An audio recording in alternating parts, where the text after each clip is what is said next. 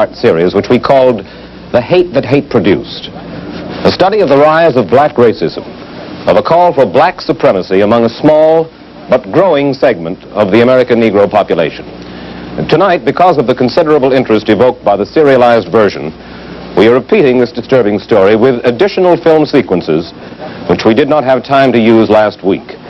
And then, after the documentary portion of the program, Dr. Anna Hedgeman, former administrative assistant to Mayor Robert Wagner, Arnold Forster of the Anti-Defamation League, Jackie Robinson, former Brooklyn Dodger star and now columnist for the New York Post, Roy Wilkins, executive secretary of the National Association for the Advancement of Colored People, and the Reverend Dr. Gardner Taylor, president of the Protestant Council of Greater New York. 5 people with a particular and immediate interest in race relations will talk about what can be done about the tide of racism among this segment of the Negro population. So now, the hate that hate produced. While city officials, state agencies, white liberals, and sober-minded Negroes stand idly by, a group of Negro dissenters is taking to street corner stepladders, church pulpits, sports arenas, and ballroom platforms across the United States to preach a gospel of hate that would set off a federal investigation if it were preached by Southern whites. What are they saying? Listen. I charge the white man with being the greatest liar on earth. I charge the white man with being the greatest drunkard on earth. I charge the white man with being the greatest swine eater on earth, yet the Bible forbids it. I charge the white man with being the greatest gambler on earth. I charge the white man, ladies and gentlemen of the jury, with being the greatest murderer on earth.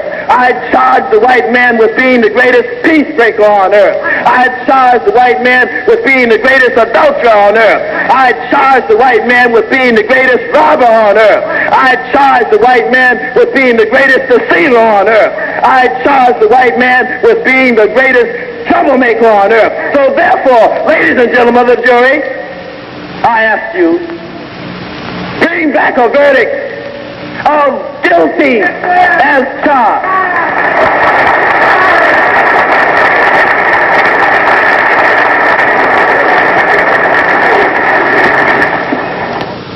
The indictment you have just heard is being delivered over and over again in most of the major cities across the country. This charge comes at the climax of a morality play called The Trial. The plot, indeed the message of the play, is that the white man has been put on trial for his sins against the black man. He has been found guilty. The sentence is death.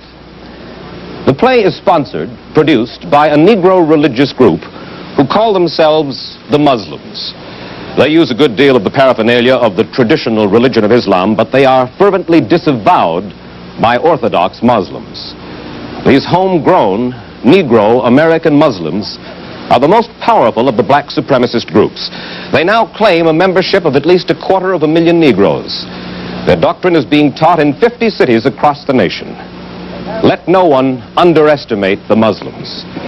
They have their own parochial schools, like this one in Chicago, where Muslim children are taught to hate the white man.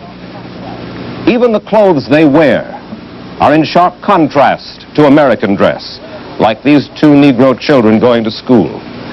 Wherever they go, the Muslims withdraw from the life of the community. They have their own stores, supermarkets, barbershops, restaurants. Here you see a progressive, modern, air-conditioned Muslim department store on Chicago's South Side. Their story of hatred for the white man is carried in many Negro newspapers. Here you see their minister Malcolm X proudly displaying 5 of the biggest Negro papers in America. Papers published in Los Angeles, New York, Pittsburgh, Detroit, and Newark. Negro politicians, regardless of their private beliefs, listen when the leaders of the black supremacist movement speak. Here you see Manhattan Borough President Hewlin Jack shaking hands with Elijah Muhammad, the leader of the Muslims. And here is City Councilman Earl Brown addressing a Muslim rally. 4 or 5 times a year, the Muslims assemble in one of America's major cities to hear their leader, Elijah Muhammad. This coming Sunday afternoon, they will gather at New York's St. Nicholas Arena to hear him. But here, you see them arriving at Washington's Uline Arena for a meeting they held just 6 weeks ago. Every devout Muslim is eager to attend these meetings, For some time between now and 1970, and at just such a rally as this, the Muslim leader has intimated that he will give the call for the destruction of the white man. As you will see, every precaution is taken to protect their leader at these meetings. The Muslims, both men and women, submit themselves to a complete search before they finally enter the meeting hall. Some 10,000 persons attended the rally that you see here. All of them were searched. That's a search going on here. This process began 3 hours before the meeting started. And shortly, you will see Elijah Muhammad, founder and spiritual leader of the group. His flock is waiting for him now. And finally, here comes their spiritual leader, Elijah Muhammad. He's actually Elijah Poole of Hawkinsville, Georgia. During World War II, Muhammad was arrested and charged with sedition and draft dodging. The Department of Justice finally dropped the charge that he had advocated defeat of the white democracies and victory for the colored Japanese. But Muhammad and his followers did serve time in the federal penitentiary for refusing to register for the draft. Here you will hear Elijah Muhammad introduced by Minister Malcolm X, the Muslims' New York leader and ambassador at large for the movement. The good news that Minister X talks about here is the coming rise of the black man and the fall of the white man. Everyone who is here today realizes that we are now living in the fulfillment of prophecy. Right. We have come to hear and to see the greatest and the wisest and most fearless black man in America today.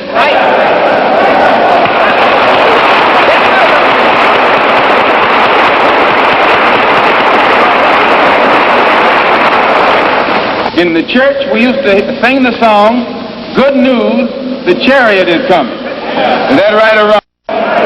But what we must bear in mind, that what's good news to one person is bad news to another.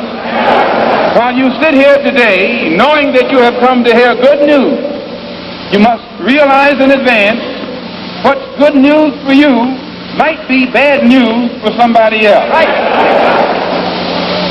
What's good news for the sheep might be bad news to the wolf.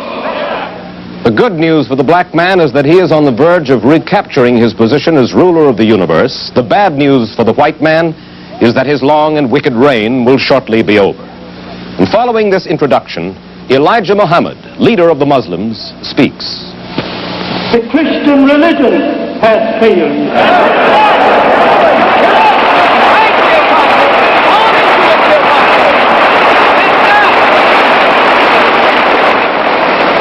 Your leaders of that religion has failed. Now the government of America has failed you.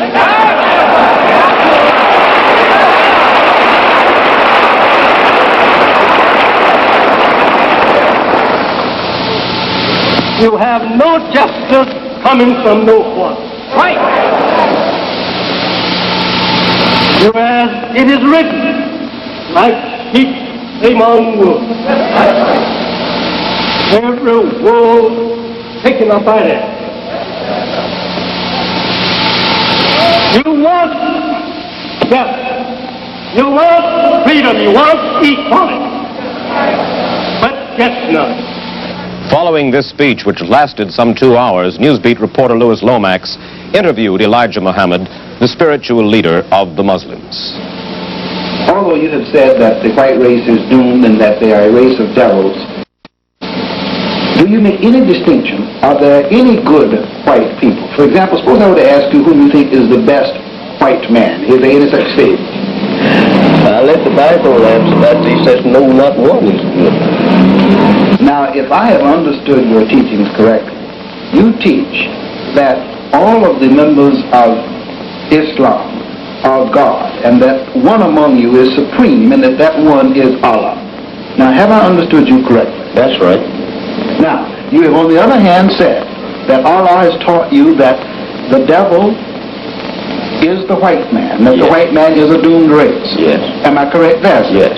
Now you have said, sir, that between now and approximately 1970, there should come a reawakening A general resurrection. of the American Negro, That's right. and that the extended time for the white man may well run out, and that will come, and in terms of a war between God and the devil, this coming destruction of the white man.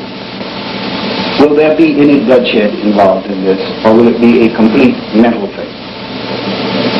According to the teachings of the prophets of old and of God himself, there will be plenty of bloodshed.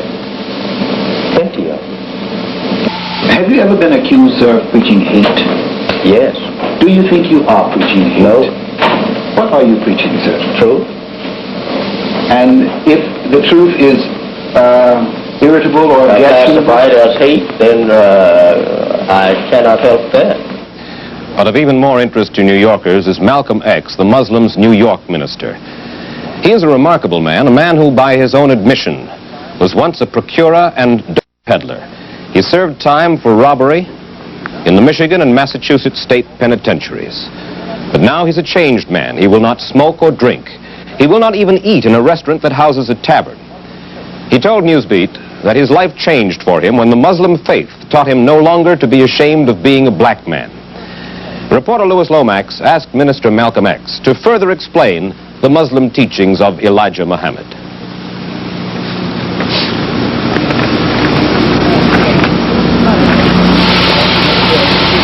that in the same context that Mr. Elijah Muhammad teaches that his faith, that the Islamic faith is for the black man and that the black man is good, he also uses the Old Testament instance of the serpent and Adam and Eve in the Garden of Eden, and he sets up the proposition there that this is the great battle between good and evil, and he uses the phrase devils. Yes. And he uses it almost interchangeably and synonymous with the word snake. Now what does he mean there? Well, number one, he teaches us that that never was a real serpent. It was not a real serpent. That went into the garden. What was it? But as you know, the Bible is written in symbols and parables, and this serpent or snake is a symbol that's used to hide the real identity of the one whom that actually was. Well, who was it? The white man. I want to call your attention, Minister Malcolm, to one paragraph in this column. He says, and I quote him, "The only people born of Allah are the black nation, of whom the so-called American Negroes are descendants." Yes. Now, is this your standard teaching? Yes. He teaches us that the black man by nature is divine. Now, does this mean that the white man by nature is evil? By nature, he is other than divine. Well, now, does this mean that he's evil? Can he do good? By nature, he is evil. He cannot do good. History is best qualified to reward all research, and we don't have any historic example where we have found that they collectively, as a people, have done good. Minister Malcolm, you now in Chicago and in Detroit have universities of Islam, do you not? Yes, sir, in Detroit and Chicago. And you take your parishioners, you take children from the kindergarten ages, and you train them right through high school. Is Yes, that sir. true? From the age of 4, I think it is, upward. And you have a certified parochial school operating in Chicago In Chicago and in Detroit. And in Detroit. And kids come to your school in lieu of going to what we would call regular day school. Yes, sir, many. What do you teach them there?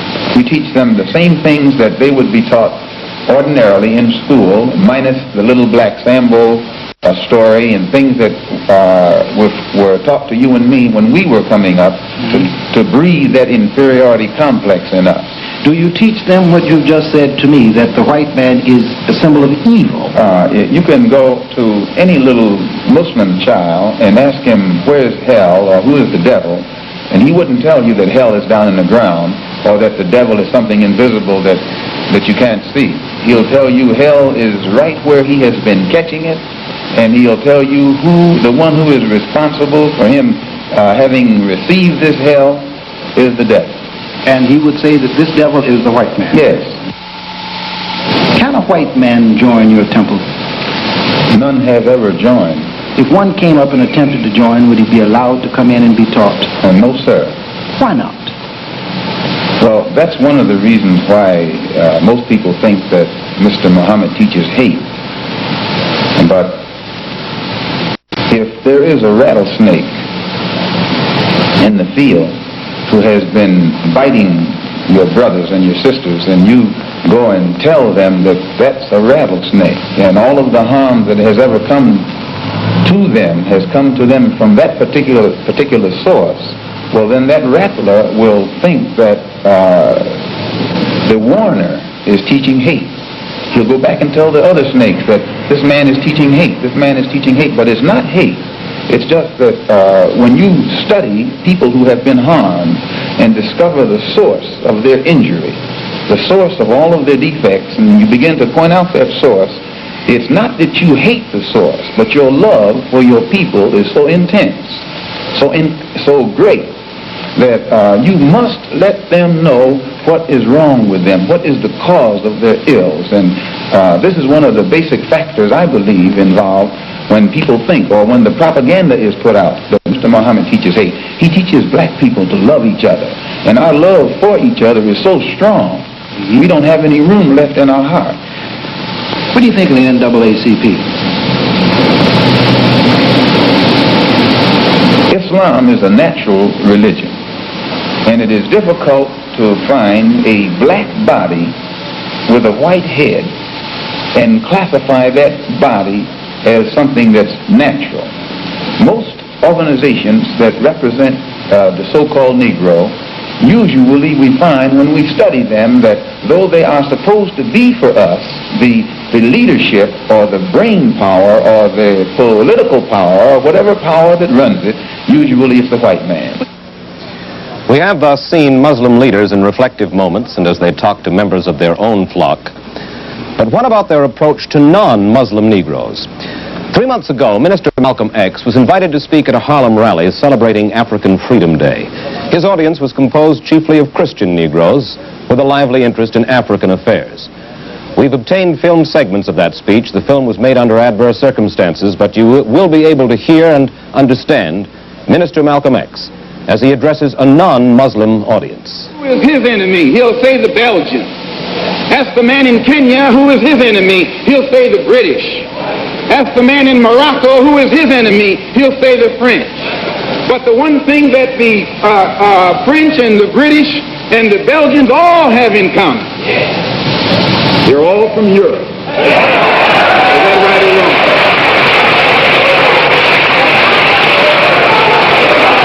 How could so few white people rule so many black people?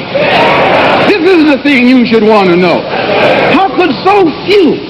The white man today will tell you that thousands of years ago, the black man in Africa was living in palaces. The black man in Africa was wearing silk. The black man in Africa was cooking and seasoning his food. The black man in Africa had mastered the arts and the sciences. He knew the course of the stars in the universe before the man up in Europe knew that the earth wasn't flat. Is that right or wrong? Then if the black man in Africa had reached such a high state of civilization so long ago, at a time when the people of Europe were crawling on their all fours, what happened to make these people or enable these people to come out of the cave and come down into our civilization and take it over and hitch us to the plow? What happened? How did they do it? These are the things you should want to find out before you say hooray, hooray, hooray. Is that right or wrong? This is the psychology of the Muslims. They know that the American Negro is angry because he's been cast in an inferior role. And they seek to convert him to the Muslim cause by drenching him in a doctrine of black supremacy. These then are the Muslims. These are the things they are saying, preaching, teaching their children. And they are the most powerful of the black supremacist groups. But now let us look at another group. Every night when the weather is good, knots of people gather in Harlem at 125th Street and 7th Avenue in front of the Teresa Hotel to hear the speakers for the United African Nationalist Movement spread their gospel of black nationalism. We made a film of one of those meetings. The lighting was poor. It was difficult to get good sound quality. The man you're about to hear is John Davis, a paid orator for the United African Nationalist Movement. You will hear him attack white liberals, Eleanor Roosevelt, Pearl Buck, and then he'll go on to say some rather surprising things about the NAACP and its leader, Roy Wilkins. I'll tell it to you like it is. And now you got what they call so-called white liberals. That's supposed to be your friend. And these white liberals go around claiming that they're against discrimination. They're against lynching. They're not in favor of all the brutality. Liberals like phony Miss Roosevelt, the African white goddess. Is that right or wrong? I'll give it to you like it is. Oh, you got another one by the name of Pearl Buck. And what's this woman that wrote Imitation of Life? Fannie Hurst. All them phony liberals. I'll tell you like it is. Then you got the NAACP, the National Association for the Advancement of Some Colored Folk. And you got Uncle Tom, Roy Wilkins. Am I right or wrong? Yeah. The leader of the United African Nationalist Movement is James R. Lawson, sometimes public relations man and black nationalist, a man who says he has authorization to bring greetings from the United Arab Republic's President Nasser to black nationalist groups here in America. Newsbeat asked Mr. Lawson to explain the nature of his organization and its aims. As Lawson talks with reporter Lomax, you will see the strong pro-Arab feeling that pervades the teachings of the black racists. This is the United African Nationalist Movement. It is an organization of people of African descent here in America. However, we have associated organizations throughout the Caribbean, Africa, and the Middle East. Can a non-African or non-Negro person join your organization? No. He cannot. Why not? Because this is an organization of people of African blood or descent. Are you anti-white? Well, I think you ought to ask white people whether they're anti-black. But are you anti-white? I don't think I'm anti-white, but I'm pro-black. I have here the March 12, 1859 edition of the Los Angeles Herald Dispatch, a Negro newspaper. On the front page, there's an article, the title of which says, Negro nationalist James R. Lawson, and that's you, guest of Muhammad. It has a Chicago dateline, and it goes on to say that you delivered greetings to Mr. Elijah Muhammad on the occasion of his 3rd Founders Day in Chicago. Is this report accurate? I delivered greetings not to Mr. Muhammad, but to the convention gathered there, people under the leadership. You spoke to the gathering of the Muslim group in Chicago. That's right. Did you bring them greetings from General Nasser of Egypt? Also from President Tubman of Liberia. But you did bring them greetings from General Nasser? Sure. Did General Nasser know that you were bringing greetings from him to this group? You know that I bring greetings not only to this group, but to many groups, not only on behalf of him, but on behalf of President Tubman, sometimes on behalf of Emperor Haile Selassie. Any group of people gathered of African descent. Did General Nasser recently invite you to come to Egypt as his guest? Certainly. Are you going? I may. Have made up your mind one way or the other? I've just about made up my mind. I'm not ready to announce it, though. But you have made up your mind? Oh, yes. Do you think that Nasser is the leader in Africa? In that part of Africa, yes. There are many leaders in Africa. Are you eager to help Nasser? I'm eager to help anybody that will help in bringing about the freedom of Africa. You are on once having said that you didn't ask Nasser to help you, that you wanted to help Nasser. That is true. I want to help not only Nasser, but what do you want to help Nasser do? Free Africa. From what? Colonialism. White domination. Do you favor integration? No.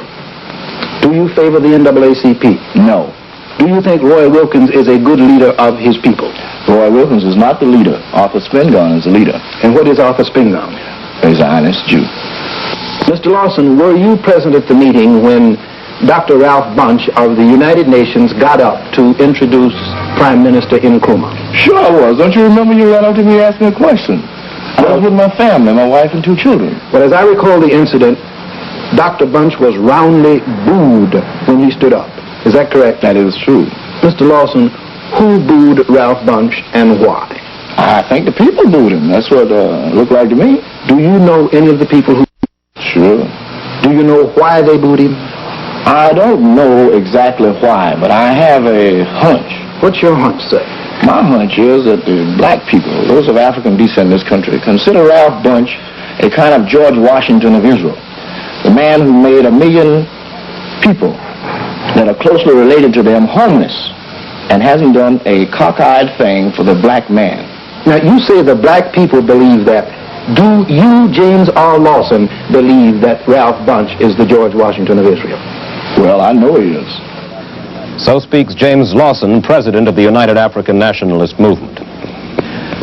One of the rallying cries of these black extremists is the alleged failure of Christianity. They call it a doctrine of enslavement. Many of them have abandoned Christianity, and those who haven't abandoned it preach that Jesus was not white like the men who lynch Negroes, but that he was black. We'll be back to continue the hate that hate produced with the treatment of the black racists' attitudes towards Christianity in just a moment after these commercial messages. And now back to our story. These black supremacists, Muslims and black nationalists, are not practitioners of hate just for hate's sake. They did not grow in a vacuum. Rather, theirs is the hate that hate has produced. The hate that some Negroes are returning for the hate most American Negroes have received for the past 300 years. The burden of being a black man in America has proved more than some of them can bear. And so now they are fighting back with the same weapons that were used to subjugate them. They're finding it, some of them, increasingly difficult to identify with America. They've lost faith in the honesty of American law enforcement agencies when it comes to protecting their individual rights. Many of them have abandoned Christianity and have named it a dogma of enslavement. Even those who have not abandoned it are preaching that Jesus was not white, like the men who lynch and discriminate against Negroes, but that he was a black man. James Lawson shows the black supremacists' concept of Jesus. And notice how much the Jesus in the painting and James Lawson resemble one another.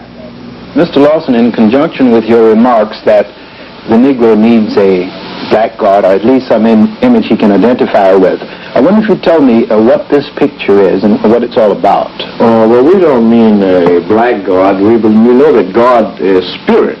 But this is a painting, the concept of an artist of Jesus in the Garden of Gethsemane. And, Solomon himself said, "Look not upon me because I am black and comely." And somewhere else it was quoted, I think in Revelations, where it says, his hair is like a lamb's wool and his feet like polished brass. Therefore, we feel that we're on sound ground when we refer to Jesus as possibly being a black man. After all, Jesus was of the tribe of Judea. The American Negro has never quite forgotten that he became a slave and a Christian at the same time. For a good many of them, this is something they feel deeply but don't often talk about. But for the Muslims and the black nationalists, the alleged failure of Christianity is an obsession. And they talk bitterly of this alleged failure to power their cause. Listen to John Davis, paid orator for the United African Nationalist Movement, as he sets the theme. He begins by talking of a sleeping child. And then he talks of Mac Parker, the Negro who was lynched recently in Mississippi, and he calls for an end to the brainwashing imposed by the Christian religion. You are still a sleeping giant, and you'll be all right as soon as they get religion out of you.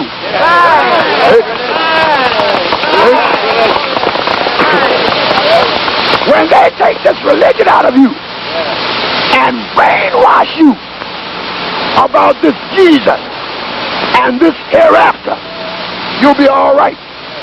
Do you know that Maxine Parker's mother believed in God, but she believed in the wrong God? That's how come Mac is dead. If Maxine Parker's mother, now remember, I didn't say for you not to believe in God. I said, get this white man's religion out of you. But it is Elijah Muhammad, spiritual leader of the white-hating Muslims, who make the bitterest attacks on Christianity. And it might be well to point out again here that traditional Muslims fervently disavow Elijah Muhammad's homegrown brand of Islam. The Orthodox Muslim is quick to affirm that there is no hate in his religion, and that man of whatever color or nationality is welcome in his faith. That is a white man's religion.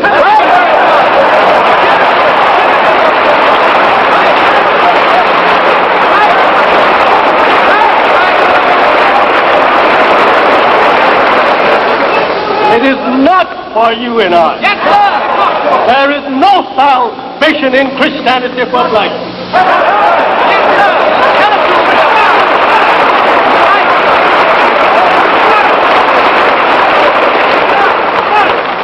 It has failed to give you justice. Regardless to your preachers and your church pleading to the government for justice, you get none. Regardless to your prayers to the Father and the Son, you get no justice. All right, dear Father, give it to me.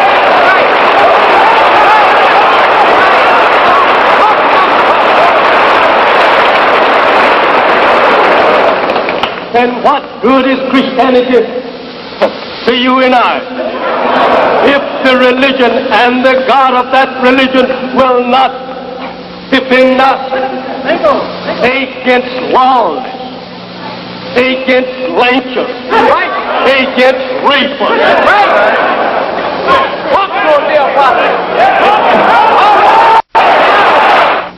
After the speech in Uline Arena, Elijah Muhammad elaborated on his charges against Christianity for reporter Lomax.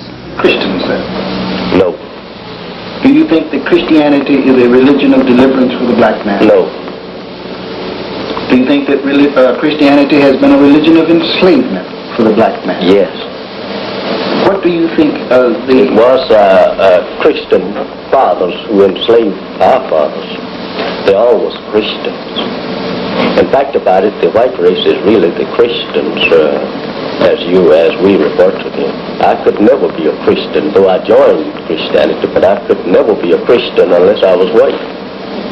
You don't think a black man can be a Christian, sir? By nature, we are not Christian. By nature, we are born Muslims. Do you think that faith is our natural faith? It's the natural religion of man, according to the teachings of the Holy One, 30 and 30. Sir, about how many so-called American Negroes have you been able to convert during the years of your teaching? Oh, that runs into hundreds of thousands, but that don't mean they all have continued to follow on with it. But there has been hundreds of thousands taught. Thus, the story is told, a small but growing segment of the American Negro population has learned to hate before the Christian white man could learn to love. But what do Negro Christian leaders say? Do they too believe that Christianity has failed the Negro? Is it an instrument of subjugation? Reporter Lomax put these questions to the Reverend Adam Clayton Powell, pastor of the world's largest Protestant congregation. Do you believe that Christianity, and since you are a Protestant, I will put it in that context, do you believe that Protestantism has been the Negro's friend? Do you think that it has functioned as a religion of deliverance for Negroes, or has it been guilty of dragging its feet, so to speak, on this question? Well, again, I'd like to say that the words of Jesus weren't aimed at Protestants only. They were aimed at all people, Protestants and Catholics, who believed in Christianity. So I would therefore like to answer your question against that background. I believe that Christianity in the United States has been dragging its feet. I don't think there's any other force in America that has been more detrimental to the solution of our racial problems than Christianity, because you cannot expect the man in the street to practice Christianity better than his priest or his pastor in the pulpit. And the fact that there is more segregation in the United States of America on Sunday morning at 11 o'clock than at any other time in our national life is the tragic proof of what I'm stating. And so it becomes easier for us to understand why talk of integration has become a kind of wistful pie in the sky for a growing number of Negroes. Easier to understand why they turn to the Muslims, a group they believe will do something for them. Why they lose patience with NAACP talk of gradual integration, when what they want is immediate equality and separation. Is this black supremacist doctrine making headway among New York Negroes? Let's go to the streets of Harlem and find out. This is classified as hate when we are telling our people that it is time for them to organize and learn to develop respect, recognition for themselves in order that they might obtain a position of self-determination. If this is what is classified as hate, then I suppose I am guilty of preaching such a philosophy. I've listened to the Elijah Muhammad movement and the Black Nationalist movement, and I have heard the NAACP, and I don't feel that the NAACP's views are the way out. I feel that it would be better if it were more national rather than integrated with the views of the white man in it, for the simple reason that I think that together with our own people more can be accomplished rather than with the white man involved in it also, because as it is, we've already been accepting too many crumbs from this man, and we've never really gotten a real loaf of bread from him. The only thing I disagree with the NAACP about is that we've been waiting long enough. The Supreme Court handed down a decision in 1954, and we're still waiting for our schools to be integrated in the South. I've read some of Mr. Muhammad's articles in the Pittsburgh Courier. He is a Muslim. I agree with him. He says we've been waiting long enough. Only recently that the people that have been listening to these speakers have become more tense, to the extent that when they read newspapers about brutality in the South, women are being beat with clubs in Africa. And everywhere you read the headlines, black people are being beat, lynched, killed, for no reason at all. And they began to get nervous about it, and somebody needs to do something, and that is quick. We asked NAACP Executive Secretary Roy Wilkins if these extremists are involved in the recent racial unrest up in Harlem. Preaching of racial hatred and racial advantage and the bigotry involved is a bad thing, whether it's colored or white. Now, for years, the NAACP has been opposed to white extremists preaching hatred of Negro people, and we are equally opposed to Negro extremists preaching against white people simply for the sake of whiteness. Now, what effect this has had on the Harlem community, I can't say, because many police incidents have taken place in Harlem, and I believe that a sort of community attitude has been built up. It may be that these extremists have sharpened it and have recruited some more extremists to their banner. If so, that would be deplorable. Then we tried to find out what is the political impact, the political strength of these black supremacists. And this is what we discovered. Their influence far outruns their numbers. They're vocal. They get out on the streets and stir up sentiment. During political campaigns, they choose candidates, and their street corner speakers weave political campaigning in and out of their black supremacist teachings. Reporter Lomax asked James Lawson, president of the United African Nationalist Movement, to what extent his group supported such politicians as Congressman Adam Clayton Powell and Manhattan Borough President Jack. Participate in the politics of Harlem. Oh, sure. Do you support candidates actively? Very seldom. But on some occasions you do support candidates. When we feel that the issues are great enough. Well, I think perhaps Adam Clayton Powell is the best known politician in Harlem. Have you supported Adam Clayton Powell? In the last election. You did support him in the last election? Yes. Did you actively support him on the streets? Yeah. What does Adam Powell think of you? Well, you'd have to ask the congressman that. Has he ever given you any indication what he thinks of you? Oh, he has. For example? Well, he wasn't able to attend the African Freedom Day rally, and he did write a very fine tribute to the United African Nationalist Movement and its leadership. That's you and your organization? No, I said the United African Nationalist Movement and its leadership. Yes. I happen to be the president. Yes. Is it true that he recently wrote you a letter in which he indicated what he thought of you personally? Well, yes. I think it was involving issues, and they were very fine and wonderful praises come from both the minister and the congressman. Well, without breaching any confidences, can you tell us in essence what he said about you in the letter he wrote to you? Well, he said that he felt that the United African Nationalist Movement was doing a great job in the struggle for the liberation of Africa, the program of Africa for the Africans, those at home and those abroad. And he felt that many things wouldn't have been done if it wasn't for the existence of this organization. Now, do you have the same kind of feeling in relationship with regard to Borough President Hewlin Jack? Yes, yes. I'll tell you the truth. You know, we're all members of the same order. All members of the same order? Well, the Order of the Star of Ethiopia. Did you support Borough President Hewlin Jack in the last election? Yes. Should he be a candidate in the coming election, will you support him then? Oh, we expect him to be a candidate. And you expect to support him? We expect not only to support him because we know that there are many people, after getting the borough presidency away from our people here in Harlem. Then reporter Lomax asked both Adam Powell and Hewlin Jack about Mr. Lawson's statements. Mr. Lawson told us that on several occasions he has supported you in your campaigns. True.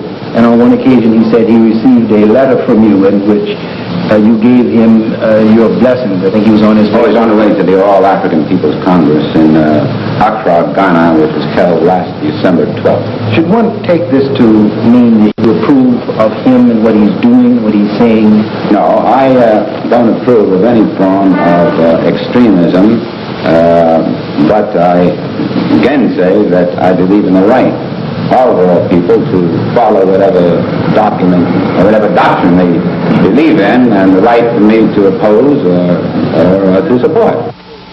The Amsterdam News quotes you from a speech delivered at a rally sponsored in Harlem by the United African Nationalist Movement. The rally was commemorating African Freedom Day, I believe, and you are quoted as having said, "Henceforth we are no longer Negroes, but rather Americans of African descent." Is this an accurate quotation? Yes, Mr. Lomax. Do you really feel this way, sir? I do feel that way. Do you proudly associate yourself with African nationalist movements? No, as borough president of Manhattan, I have been asked by that group to issue a proclamation, and I was happy to do it because of the fact that it indicated a certain date which was designated not by me, but publicly designated as the day known as African Day. So you have issued, I believe, in the past 2 years, 2 or more proclamations for the United African Nationalist Movement. One on Garvey Day, I believe, and then later one for African Freedom Day. Is this true, sir? Yes, well, all of us are certainly in knowledge of the contribution made by Marcus Garvey. Yes. Now, let me see if I understand you correctly. Are you saying, sir, that you are not a member of the United African Nationalist Movement, but that you do consider these people a substantial, respected group in the community, and that you acceded to their request to issue proclamations? Is this what you say? That's quite right, Mr. Lomax. What do Congressman Powell and Borough President Jack know about the Muslims? Reporter Lomax asked both men to comment on the Muslims and their teachings. The exchange begins as Hewlin Jack admits that he welcomed Elijah Muhammad to New York, and then that he, Jack, spoke at a Muslim rally. Yes, I greeted him as borough president of Manhattan. Should this be taken to mean that you agree with his religious, political, economic philosophy? I know nothing about Mohammedanism. I have never sought to know anything about it. You spoke at one of his meetings, didn't you? I spoke as president of the borough of Manhattan and expressed the greetings of the borough of Manhattan to this man who had come here for the meeting of these people. at the meetings, what did you say? Did you support the Muslim movement? Did you support them in their notions that the white man is a snake and a devil and should be destroyed? I have no reason in the world to support that idea, because this world has on it white men, black men, yellow men, brown men, and all must live together in peace and harmony, and that has been my background ever since I've known my existence. I understand you properly. You have said to me that you issue these plaques, that you attend these meetings because as borough president of Manhattan you have to recognize the existence of these groups. Is that correct? Yes. Now, sir, with no harm meant, but if the White Citizens Council had a meeting, would you give them a plaque? Would you attend their meeting and speak? Well, the White Citizens Council is not in existence in Manhattan, and certainly should have no reason for existence. Congressman, I want to return again to the Muslims of whom we spoke earlier. You say you know Minister Malcolm X, yes, and you respect him as a very brilliant man. I think he's a very brilliant man, yes. They teach, and he said it to this reporter, among other things, that the proper interpretation of the incident in the Garden of Eden is that Adam and Eve were black men and that the serpent was a white man who came in and, to say the least, brought on disquietude, and that the white man is not a devil, but the devil, a snake of the grafter type, and must be destroyed. How does this sound? I totally disassociate myself from any such belief, just as I totally disassociate myself from the belief of some of my fellow clergymen who preach that there is no room in Christianity for a black man except as a servant and a slave. But Congressman, in all 20th century seriousness, would it disturb you if the reverse took place, if a white group had such a school and they were teaching their children that Negroes were snakes and devils and should be destroyed? In all seriousness, sir, wouldn't that disturb you? Oh, it disturbs me that he preaches that kind of doctrine of hate, because I don't know of any religion that has in it a principle of hatred. There are various degrees of love, but not any degrees of hate. The man called brilliant at the beginning of that colloquy by Adam Powell, the man who preached a vesper service in Adam Powell's church, this man, Malcolm X, is, as we said, by his own admission, a former dope peddler and procurer, an ex-convict who served time in Michigan and Massachusetts prisons. He is now a changed man, he says, because Elijah Muhammad's personal brand of Islam taught him no longer to be ashamed to be a black man. So it becomes evident that responsible leaders of the Negro community are fully aware of the activities and the teachings of the black supremacists. Now we ask, in what measure has the white man earned the hate of these extremists? To what extent does Christianity deserve to be called by these groups the religion of enslavement? To place this aspect of our story in perspective, Newsbeat visited Dr. Anna Arnold Hedgeman. When the ideal of integration was just a timid dream for the Negro, Ann Hedgeman was executive director of the National Committee for a Permanent FEPC. She has served with distinction as administrative aide to the Federal Security Administration of Oscar Ewing and to New York's Mayor Robert Wagner. Dr. Hedgeman lives among her fellow Negroes. She knows their problems. Newsbeat reporter Lou Lomax asks Dr. Hedgeman her opinion of the creed of black supremacy. Dr. Hedgeman, how long have you lived in Harlem? About 30 years. Then you are thoroughly familiar with the goings-on in the Harlem community. Well, now, I don't know what you mean by goings-on, Louis, but I'm very familiar with Harlem, let us say. Now, Dr. Hedgeman, let's get down to brass tacks, so to speak. What would be your reaction if a white group held a rally at 42nd and Broadway and said the kinds of things about Negroes that these street corner orators are saying about whites and Jews? First of all, I would be opposed to it no matter who did it. I want that on the record. However, the situations are not analogous. Why aren't they analogous? For the very simple reason that America has bottled up the Negro in such fashion that what he pours out is his complete reaction to frustration on the one hand and his objection to much of the unintelligent way in which he has been handled as an American. But now, but aren't you saying this, that previous condition of servitude or state of persecution justifies the preaching of race hate, whereas the absence of this historical business does not justify it? No, I did not say it's justified. I said, this is the reason. Well, is it right? Absolutely, it's not right, no matter who does it. Does it offend the democratic ethic? Yes, but you see, America's policy defends it. But what about the attacks on Christianity, both by the Muslims and the black nationalists? Reporter Lomax learned that Dr. Hedgeman herself, in a recent speech, had commented on the color of Jesus' skin.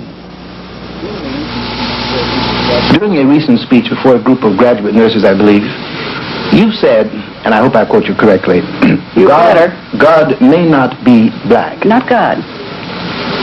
But he certainly isn't white.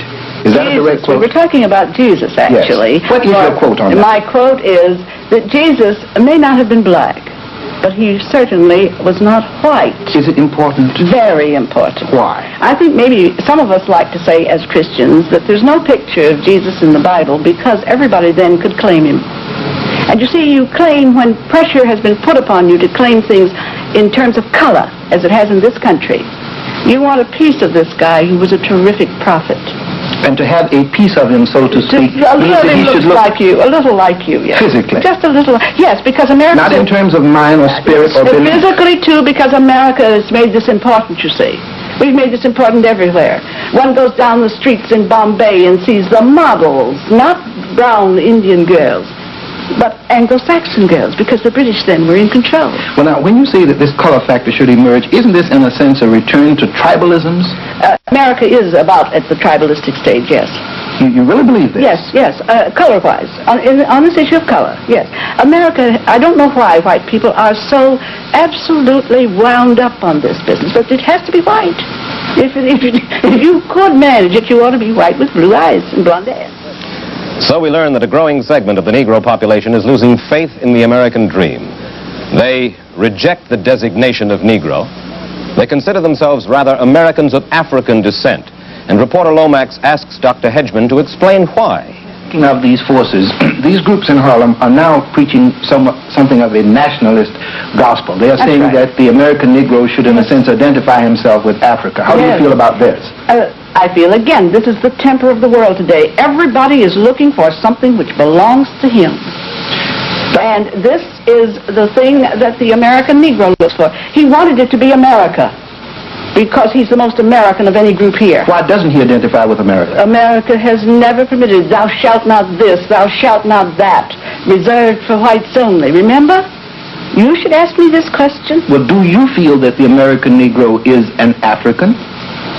Of course he's part African. But isn't he part something else? Oh, he's many other things. He actually, you know, is he's the real American. Then why, he's some of everything. Then why isolate Africa to identify with? Why not identify with some other source of one's culture? Because the largest portion of him is African. And there you have it. Tragic and irrefutable evidence that a small but growing segment of the American Negro population is giving ear to a flagrant doctrine of black supremacy. I think that we stated our basic convictions about the matter when we entitled this program, The Hate That Hate Produced. Even so, it is still hate, organized hate. Before asking our panel what can be done about the rising tide of black supremacy movements, I'd like to talk for a minute with my colleague Lou Lomax, who did the research and the interviews for this story. Lou, you've written for such magazines as The New Leader, The Nation, Pageant. As a staff writer for the Chicago American, you covered the school integration disputes in Clinton, Tennessee, and Sturgis Clay, Kentucky, Little Rock. How would you compare this assignment with others that you've been on? Mike, this one was a little rough. Whenever you are covering a story that involves the emotions of people, there's always an element of danger. This is the first time I think my color has ever been in my favor rather than against me, but on the whole, I would say that this assignment was a little rough. Rough in what sense, Lou? Well, let me give you a couple of instances. The night we did the piece on the Harlem street corner where you heard Mr. Davis and the phony liberals bit, I had with me the camera crew and Dan Meenan and Sandy Goodman of our staff. All of them are white. We were, in a sense, menaced. They were called bad names. I was called a dirty, no-good nigger who brought the people up to spy, this kind of thing. A crowd gathered, and we were a little bit apprehensive. In Washington, for the Muslim rally, I was all right. The camera crew, again, was white. They were in a little bit of danger, and one or two times the cameraman wandered away from the camera, and some of the Muslims came up to me and said, "You are responsible for these white men, and we don't want them running around loose. You better go with them wherever they're going." As you see it, Lou, why is it that some Negroes, these Negroes we've been talking about tonight, have returned hate for hate, while others have not? Well, I think one of the reasons is that the Christian notion of turning the other cheek has stuck. This is one reason why the Muslims must undo Christianity, so to speak, if they are to succeed. And then recent advancements in race relations, from the integrationist point of view, these advancements have justified the sober-minded Negro's faith. Then there is this, Mike. We Negroes have invested quite a bit in America. It's not my fault that we're here, and it's not your fault as a white man that the race problem exists. America was born with a race problem, and we've helped to eliminate it. Our backs have borne a great deal of the burden, and the general feeling is that America is on the upbeat, that we're going up, that our country is getting better, and I see no point in turning our backs upon America now. It's like pushing the wagon up the hill and then refusing to ride down.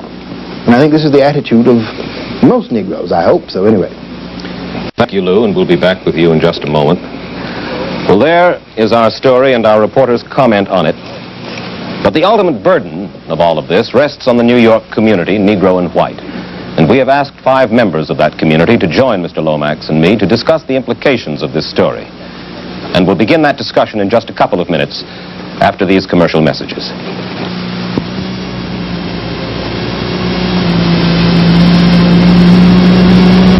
He has written a book called The Message to the Black Man in America, which will soon be published. And we have used this book to base a number of our questions to Mr. Muhammad. Mr. Muhammad, in this book you make a number of stipulations, which we would like to press you on in the course of the session today. One, you call for the separation of the Negro into a separate state, either in this United States or made possible by the United States. 2, you say that war between the whites and the blacks is inevitable. Yes. I'm very glad to answer these questions, Mr. Kopp, to you and to the world. They are most essential that we should give the world the answer to such questions.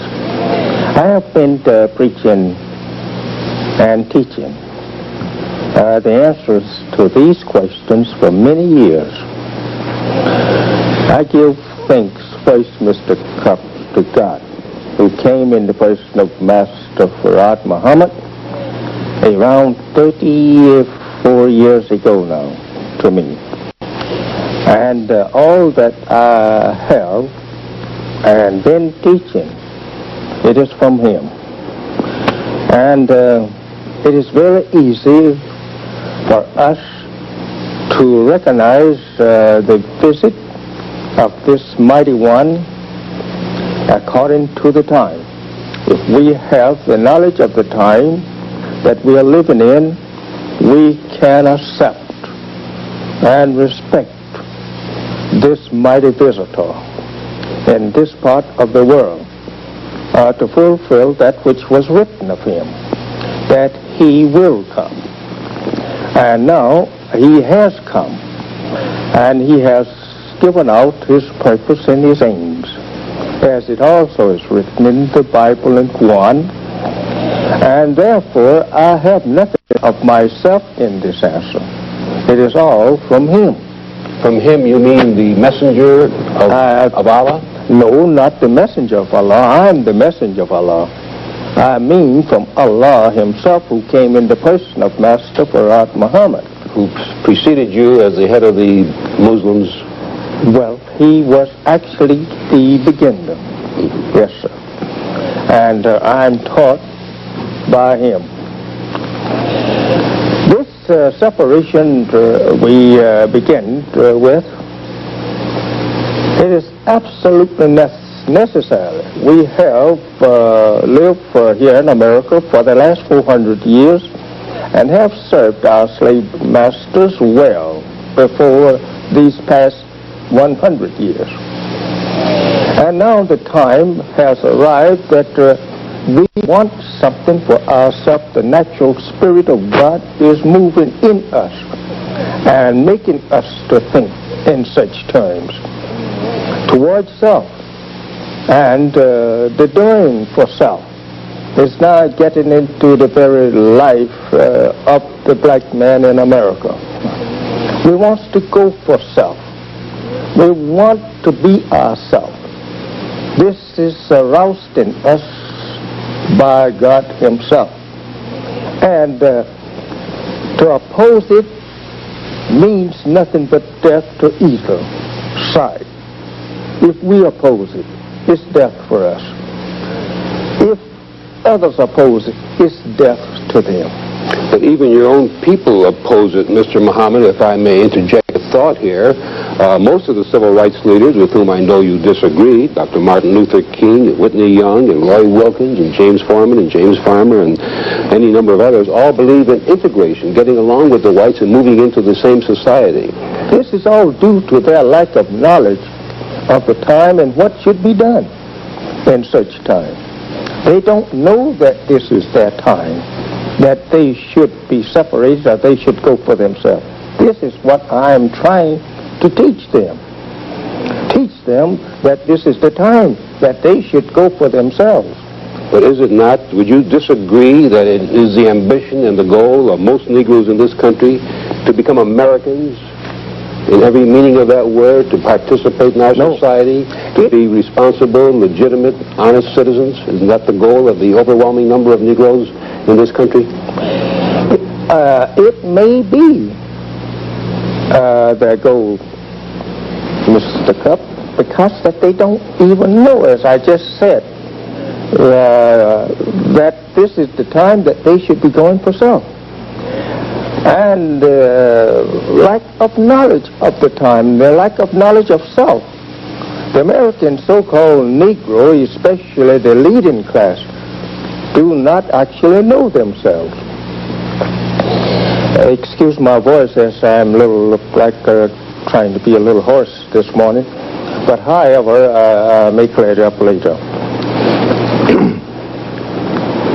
America's so-called Negro, as you know, have been kept in the dark of the truth of self and kind for now 400 years, and the only one to break forth this truth, it is God himself, as it is written.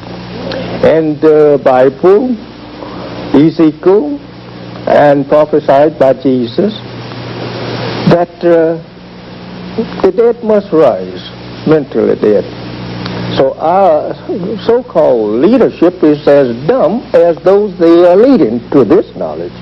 Therefore, they hopes that they could have a place somewhere in the life of the white man of America and in his country and government. They seek that place.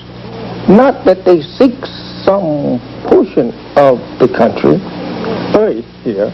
They seek only recognition of the white man as being a citizen of America and being his equal. This is the wrong thing to be seeking. Since we now have served our prophetic term of slavery here in America, and now we have a taste of education of our slave masters and their children. We don't go now to the colleges and universities of the white man looking for degrees to go back to him then for a job, to work, live with him, or some bread in the bread line. Well, what is wrong with that ambition, Mr. Muhammad? It seems to be working out in growing numbers. A subject, a servant all the time. He's not getting an equal place with his master by seeking a job. The only thing that he should seek now, since he admits that he's free, and he is free, he's not no more a servitor slave. He's free.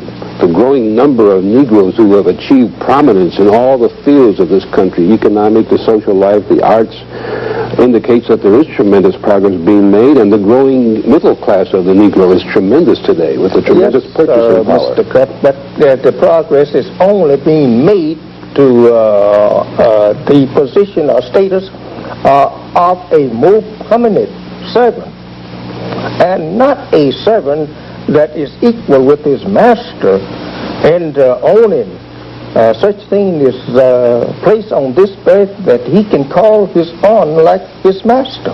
Then you say that people like the Dr. Ralph Bunches and any number of other Negroes who have achieved fame and fortune are still servants in this community? His fame and fortune is not his. That's the white man. He have achieved fame and fortune for the white man, not for his black man. All that the prominent, I would say, politicians, teachers, and clergy, all has worked forward to the help of the white man to achieve fame for him and his race, but not for themselves and their race. Let me take you to another area, Mr. Muhammad.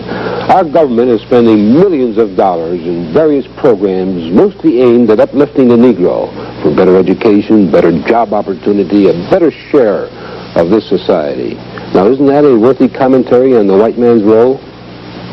If the slave man is rich and richer, he can do better by his servant, his slave. But the slave is now, as I say, stands at the crossroad. He can go for himself. And why not the master teach him how to go for himself and provide him with the necessary means to go for himself, and not say, keep petting him around his door with a better suit of clothes. Let's assume, Mr. Muhammad, that your separation policy comes into effect. You will ask the United States to give you a state large enough to take care of all the Negroes in this land. That would be about 1/5 of the territory. Well, it's about 22 or more million. And then you would ask the United States for 25 or 30 years, according to your book, The Message to the Black Man, no, to help operate this for 25 or 30 years. Not 30. 25. 20 or 25. And also to give you a land that's fertile and rich in minerals so that the Negro can thrive from the earth. Yes, sir. A justifiable living. Yes, sir. How would you bring an economic system? How would you get the people to start a new state? How would we get them to start? I'm asking you for the start. You want the government to start the state for you, to build all the buildings and give you the educational system, and give you the business. We believe that you are obligated to start us off in such state, according to your own civilization, or set up for your own civilization. The means that you have to set your own race up as an independent race here today, not what you had 400 or 500 years ago, but what you have today. Let me pause for just a moment, Mr. Muhammad. We still have to interrupt for commercials on this program. Pause for a moment and be right back with the Honorable Elijah Muhammad. Mr. Muhammad, while we're talking about this very unique proposition of yours as expressed in the Message to the Black Man and, of course, in all your philosophy, it's interesting to note that Abraham Lincoln once proposed or thought that all Negroes, perhaps for their own best interest, should be moved to a separate state. And Garvey, a great leader of the Negroes many, many years ago, proposed that the Negroes have their own state. He was never too successful. And if I remember correctly, the communists in the early 30s, at the height of the Depression, urged that the Negroes be given their own state in an effort to capitalize on their following, I presume. None of these ever came to fruition or were ever successful or ever interested too many Negroes. How do you figure that you today can get Negroes to leave this country of theirs and go elsewhere? Well, I will not have any power to do, don't have any power, to do any more than those teachers that preceded me on the same subject. I myself don't have any power of myself to bring about such change. But God is with me to bring it about. And the time is with me. How has your God, Allah, manifested himself in this presentation?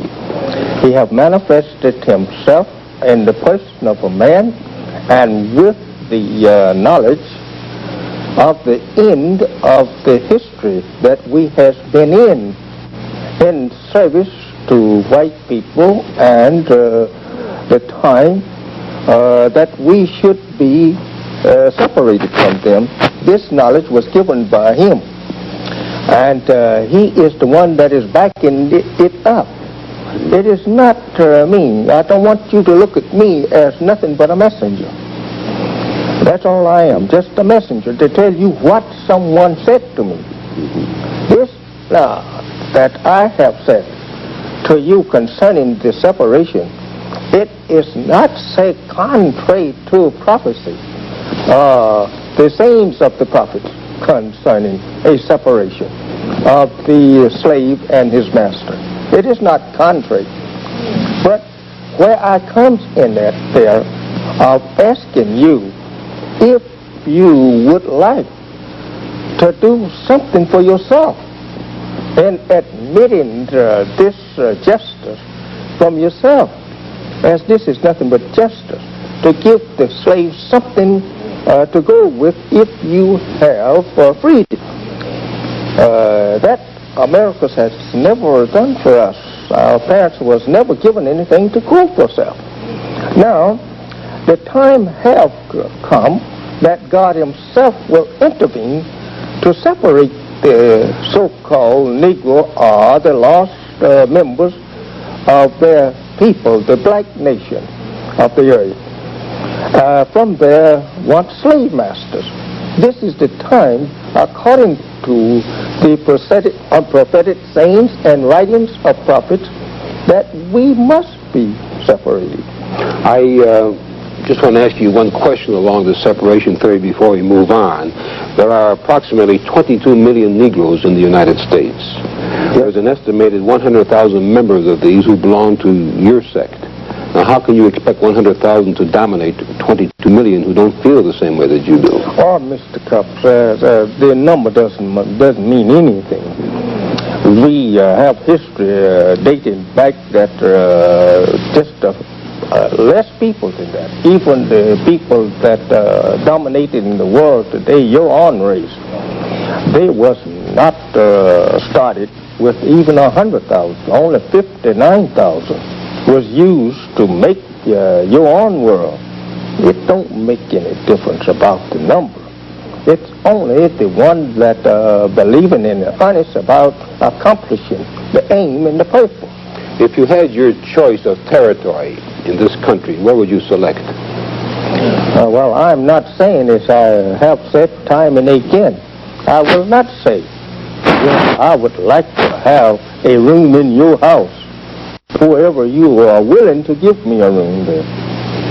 Mr. Muhammad, in your book you also say that war between the non-whites and the whites is inevitable. If you will permit me, Mr. Cup, I would like to go back here to this separation again. All right. We often has been misunderstood on this. We know that the prophesied says that we should be returned or will be returned to our own. But I have said here in this book, and almost weekly I'm saying something about it, that if America wants to ease their troubles, as this is the trouble that she is confronted with, it is slavery. I don't care what someone might say or may say about the problem, but the problem of America, it is her slave. And the solution has been given. And this is just only a little twist of the solution that I am presenting to America today. That instead of all of this I would say mistreating the poor man, crying out today for more justice and better justice, better recognition. Put him over here in some place. You have a house big enough to do so. Put him over here someplace to himself, regardless to what he says. You knows the truth. You know that he should be somewhere to himself, because you will never agree to all that he demands you of. You cannot do so unless you want to become a subject slave yourself, or that you want to get in the same status that your slave is in, to yield to all of his demands. That is trying to respect one slave as your equal. You can't do that and keep your respect in the world of civilized nation. But you can,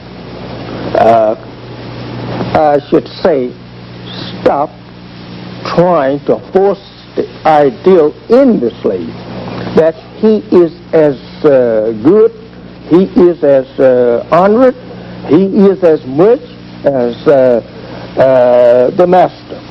This cannot be accepted as truth, even from the master. Would you By deny? just given, if you will just permit me, I will give you a chance then. By giving him a chance to sit in the house with you and talk with you and your family, or even marry your sons and daughters, that's not yet making him your equal. Or to prepare in your laboratories jobs for him, factories, build factories to give him a job, keep him at work. That is not making him your equal yet. He's still unequal. And it's a real ignorant thing to say he's my equal because I give him social status with me. This is bad on the white man's part, even to offer his slave integration in marriage, intermarriage. It only makes him worse in the eyes of the world, and his intelligence is now has been, I would say, lost, and his decency of his society is lost, even by just offering the slave such opportunity. But if he would go and offer his slave a place over here to himself, say, boy, you have allowed me to use this slave. Boy, you have been a good old plowboy for me. Now I'm going to let you plow for yourself. Here's a mule, here's a plow. I will furnish you plow tools until that you are able to pay for them or make them yourself. You don't think that the white man really thinks of the Negro as boy anymore? That I this said era that has allow passed me so to many use years the word, ago? but he still calls them boys in many parts of the country. You still refuse to acknowledge, though, that the tremendous progress of any number of Negroes in all the arts, in all the political world, in all the sports world, in the entertainment world, in education, these people are not the equal of the whites with their tremendous success? Well, if he has made progress in the way of civilization for the white man, or in the civilization of the white man, well, why object then to him going doing this for himself? Let him make a way now for himself. But don't you feel, Mr. Muhammad, that this success is generated among the Negro youth who look up to these people as idols, and they themselves take a place in the society as successful people, inspired by their own people who have made successes? Until he learned the truth. When he learned the truth of himself and of those who that he is worshiping, then he will go for himself, as I have the spirit to go for myself. I don't want to be a slave for you. I don't want you to use me as a servant. I want to be my independent self. I want some of this earth for my people like you. You came here and taken it by the knowledge and power of your own fathers from the Indian, and you made a great country out of it. Then you goes back to my country and brings us here to serve you as slave, free labor. For 300 years we have did that for you, willingly or unwillingly. We did so, and our fathers. Now for 100 years, you say we are free. And 100 years we are not free. We are so blind, deaf, and dumb, we still look forward to you to make our clothes for us, get the cotton and the wool, go and put it through the mills and make cloth out of it for us, and we still sitting looking at you do all of this for us. Mr. Muhammad, if you'll pardon me, I must say that your interpretation of the Negro is far different than mine. You sound more like Governor Wallace when you say the Negro is deaf, dumb, and blind. You don't want to be linked with Governor Wallace as one of the outstanding races. No, I say that because God himself said it. It's written in the Bible and Quran. Wallace didn't write this. No, but he announces and enunciates the same principles that you're enunciating. Well, the Negro is dumb. Well, not he's saying what God in the Bible say. Your Bible say that we are blind and dumb and even dead. Well, many people certainly will disagree with anything that the Wallace they disagree with God and the prophets then. Only in your Bible, not in any other Bible. It's in your Bible. That the Negro is dumb and blind? I got mine from you. We'll have to pause for a moment, Mr. Muhammad, for a message, and we'll be right back. Mr. Muhammad, I know you want to say a few more words on separation before we go into another Mr. Cupp, I'm very anxious to finish what we started with on the separation. It is very nice and good for America to prepare educationally her slave that she once had in servitude. The education that we have acquired from white America, it will help us to begin for self anywhere on this earth that we may prefer to go or stay. If we are to stay here with you, we must stay in a separate part of America with you. And the education is still accepted. We need all the education, I must stop and say that we can, of good education, to help us to go for self. And as far as our reaction to what we have acquired in the way of education, it doesn't mean that we should now be satisfied to remain with you just because that we have now acquired more respect of self in the way of education and can do more better service for you than we have in the past. The thing of it is, since we have acquired enough to make a step out of the house of bondage where that our fathers was enslaved or put in bondage, we should now go, and you should help us to go and provide the necessary means for us to continue going in the way of self. This would also give you a great and a good name. The slave master sent his slave off with the provision to keep going for himself. We need modern tools now. We don't need to apply new. We need a tractor. And we need the land, certainly, that will provide a living and the necessity of life otherwise, such as buildings and other machineries. We want that we can go into as you have went into it, and pull out of her treasures the necessary means for us to build a nation for ourselves. But is this consistent, Mr. Muhammad, with your position? You were saying about the Negro doing things for himself. Then you say the government must turn around and give him all this territory and operate it for him for 20 years. We think the government is obligated. We have given her 400 years. And now we want to go for ourselves. How are we to get started for ourselves if the slave master is not willing to provide the means for us to go free for ourselves?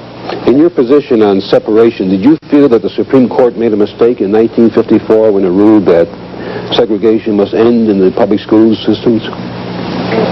No, I don't say the government made a mistake by saying that the kind of segregation that we have lived under should be terminated. I don't think she made any mistake there.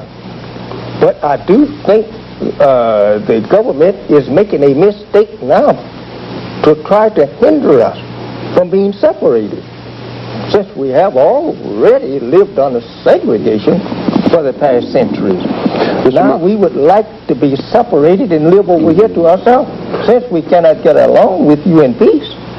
Let me take you into another area that we discussed at the opening of the show, Mr. Muhammad. That is your prediction in the book, The Message to the Black Man, that the whites and the non-whites inevitably must come to a war. Do you really feel that there must be a war between the races? If you will not submit to the law of justice, freedom, justice, and equality, and submit to do good. Secondly, this is the time that good confronts us to rule the people, and not evil. Your history teaches us that you have always warred. In Europe, there was once a 100-year war, a 30-year war, and there have continued a war history of your race ever since you had civilization. But it isn't only the white man, Mr. Muhammad. Every man, white, red, yellow, has always engaged in war just as much as the white man. History never give us any knowledge of a war between the brown, yellow, black races before you. Well, the Chinese and the Japanese warred for many, many centuries, and certainly the blacks in Africa had their tribal wars, and the Muslims and Christianity had their religious wars. I mean, war has been a part of man ever since. And in your sphere of ruling the people since 6,000 years, you will mention what happens in the period of 6,000 years. Well, you are the boss there. You started there. You maintain that the white man, according to this book, has been on this earth only 6,000 years. Only 6,000 and that the black man was here many, many years, centuries before. We don't have no birth record. But the anthropological facts may differ with you, but this is, of course, according to your religion, right? It depends on the man who does the analyzation of this past history of our people, bones and rocks and whatnot. Your statement of inevitable war is so reminiscent of what Red China has been saying, that the yellow race and with the colored race will fight the white race, that it's a little frightening that you would be on the same beam, the same line of reasoning with him. We cannot move ourselves if we are there by God himself. In the beginning we are there, and you are there.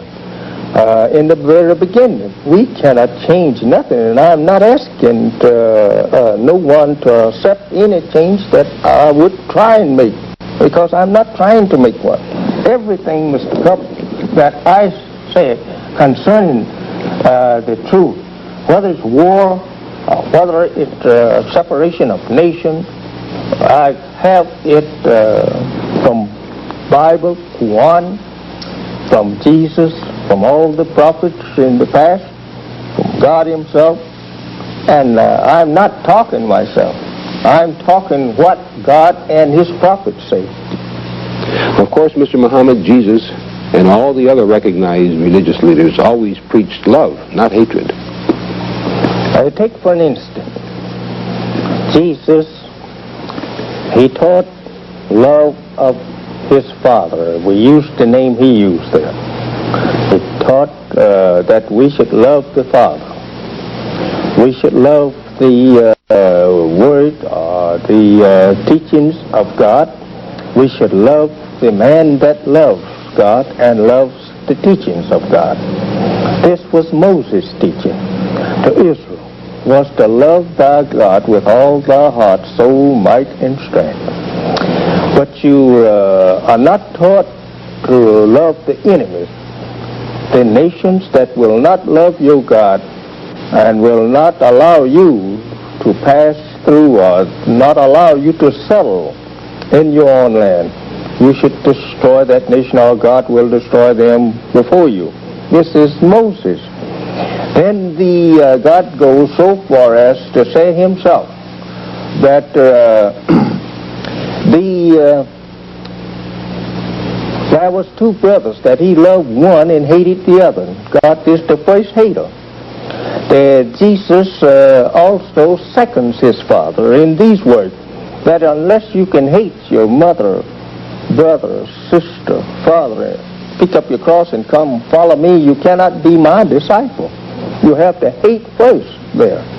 He gives to us well-known teachings there in Matthew. I think it's around Matthew or in John 1. Anyway, it's there in his teaching. Here comes again some more of Jesus' teaching. He mentions this saying of the two brothers, one hated, another loved, to verify his own hatred of the evil people. He did not declare himself as being a lover of all men. He could not be the representative of God if he loved all people, because some people are evil. And a time of judging and meting out sentences to the evil and the contrary people of God is also on the page of history that these prophets put there for us to read and study. Moses did so, and now comes Jesus, who covers his spear of delivering the message to Israel, a final message, and then denounces Israel as being enemies of God, and that a day of judgment is set for your execution. All of this is given right there of the Bible that is put in the words of Jesus. And we continue to have this, and in the beginning we have it, Moses address Israel, and Deuteronomy there, saying to Israel that in the very beginning, when we speak of separation, that God separated the sons of Adam. If God saw it more best and peaceful to separate these sons of Adam, brothers, these sons represent brothers. They can't live together. We separate the very sons of Adam and give them a place on the earth and set boundaries for them, that they cannot be entering in and out of the other country without permission. Boundary means that you must have permission to come in my part of the country. And now, all of this is set forth to us in the Bible, in which the Christians say we should believe.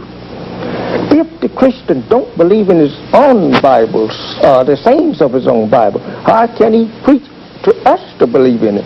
If the Christian don't want to abide by the book that he represents is from the prophets of God and their sayings, how can then he force us to believe that which he don't believe himself?